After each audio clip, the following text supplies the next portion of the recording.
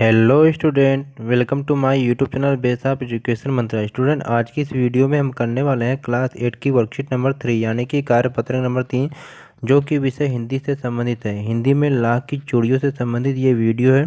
तो वीडियो शुरू करने से पहले प्लीज़ हमारे चैनल को सब्सक्राइब करिए और इस वीडियो को अपने दोस्तों के साथ लाइक और शेयर जरूर करें। तो चलिए हम शुरू करते हैं आज की वीडियो। आज की हमारी वीडियो बहुत ही महत्वपूर्ण है। तो इस वीडियो में हम क्या ला की चूड़ियों को कंटिन्यू करने वाले हैं। इससे पहले 2 वीडियो और बनाई जा चुकी है। अगर आपने उसको देखा नहीं है तो आप प्लेलिस्ट से जाके उसे देख सकते हैं। शिक्षा निदेशालय राष्ट्रीय राजधानी क्षेत्र दिल्ली की तरफ से दी गई ये कार्यपत्र नंबर 3 है। क्लास 8 की वर्कशीट है, विषय हिंदी है। और ये जो हमारी वर्कशीट है ये 13 अप्रैल 2021 की वर्कशीट है। तो बच्चों, पिछले कार्यपत्रकों में हमने पढ़ा कि बदलू गांव में लाख की चूड़ियाँ बनाने का काम करता है और वह लेखक को सुंदर सुंदर लाख की गोलियां बनाकर देता था। वह चूड़ियों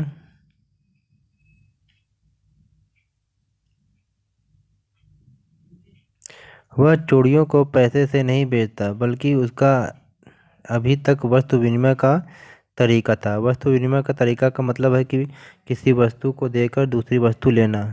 संसार में बदलू को किसी बात से चिढ़ थी तो वह थी कांच की चूड़ियों से।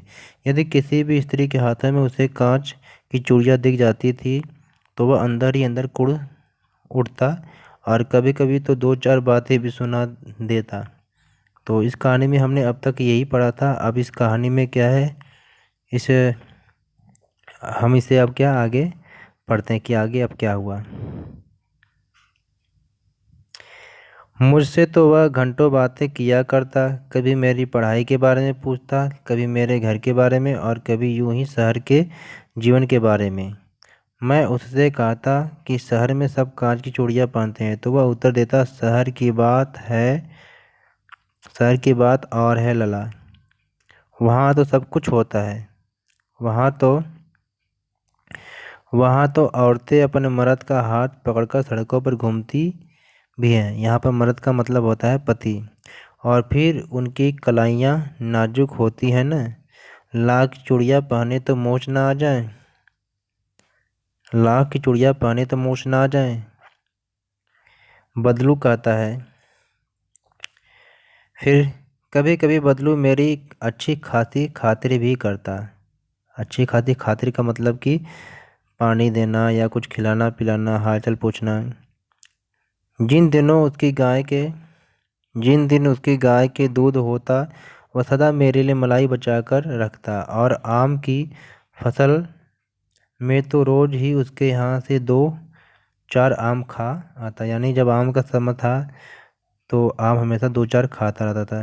परंतु इन सब बातों के अतिरिक्त जिस कारण वह मुझे अच्छा लगता वह यह था कि लगभग रोज वह कि मेरे लिए 2-4 क्या है गोलियां बना देता। मैं बहुधा हर गर्मी की छुट्टी में अपने मामा के यहाँ चला जाता और 1-आध महीने वहाँ रहकर स्कूल खुलने के समय तक वापस आ जाता। परंतु 2-3 बार ही मैं अपने मामा के यहाँ गया होऊंगा।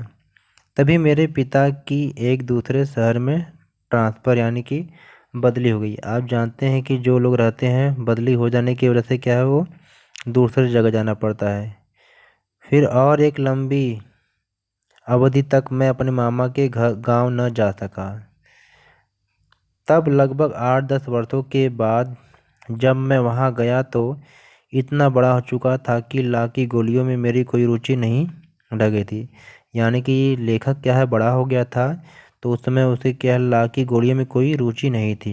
अतः गांव में होते हुए भी कई दिनों तक मुझे बदलू का ध्यान न आया, क्योंकि लेखक बड़ा हो चुका था और उसे क्या जब गोली की ज़रूरत नहीं थी तो उसे क्या है बदलू की याद भी नहीं आई।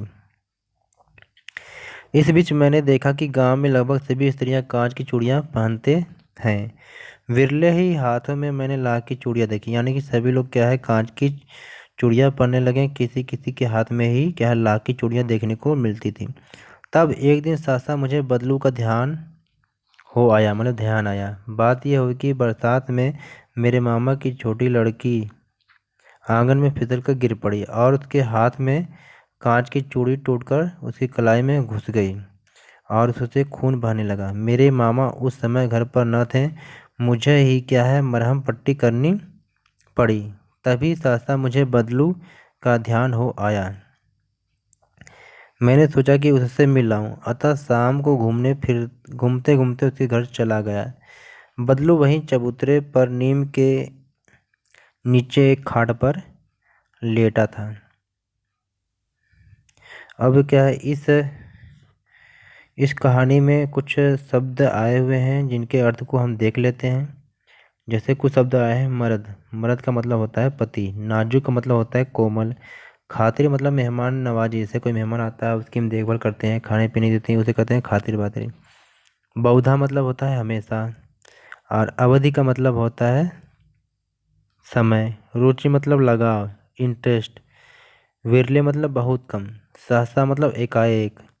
खाट मतलब होता है चारपाई। तो ये हमारी वर्कशीट आज की थी, तो हमने इसे बहुत अच्छी तरीके से पढ़ा। अब इस वर्कशीट में आए हुए क्वेश्चन को करते हैं। क्वेश्चन नंबर 1, गांव में रहते हुए भी लेखक को बदलू का ध्यान क्यों नहीं आया? तो इस क्वेश्चन का जो राइट आंसर है, गांव में रहते हुए भी लेखक को बदलू का ध्यान इसलिए नहीं आया क्योंकि वह अब बड़े हो चुके थे तथा उनकी लाख की गोलियों में रुचि नहीं रह गई थी। साथ ही साथ जब लेखक कई वर्षों के बाद गांव गए तो उन्हें बदलू का ध्यान या ख्याल भी नहीं आया। सेकंड क्वेश्चन हमारा है कि बदलू लेखक से घंटों क्या क्या बातें किया करता था? तो क्वेश्चन का आंसर है कि बदलू लेखक से घंटों घंटों कभी उनकी पढ़ाई के बारे में, कभी घर के बारे में, कभी शहर के जीवन के बारे में बातें किया करता था। क्वेश्चन नंबर 3, घर में मेहमान आने पर आप उनकी मेहमान नवाजी कैसे करेंगे? सोच कर लिखिए। यानी कि जो आपके घर में कोई मेहमान आता है तो आप उसकी मेहमान नवाजी कैसे करते हैं, तो ये आपको क्या अपने अनुसार सोच कर लिखना है। तो यहाँ पर मैंने भी एक लिखा है, अगर आप चाहिए यही लिख सकते हैं या अपने अनुसार आप इसका आंसर दे सकते हैं। तो चलिए देखते हैं। घर पर मेहमान आने के बाद हम उनका स्वागत करते हैं, उनका अभिवादन यानी नमस्ते करते हैं। ये छोटे लोग पैर छूते हैं। और साथ ही साथ हम करते हैं क्या है कि उन्हें बैठने के लिए भी कहते हैं। और इसके बाद हम लोग क्या करते हैं, उन्हें खाने पीने के लिए कुछ व्यवस्था करते हैं। फिर इसके बाद उनके घर का हालचाल या उनके बारे में हम पूछते हैं।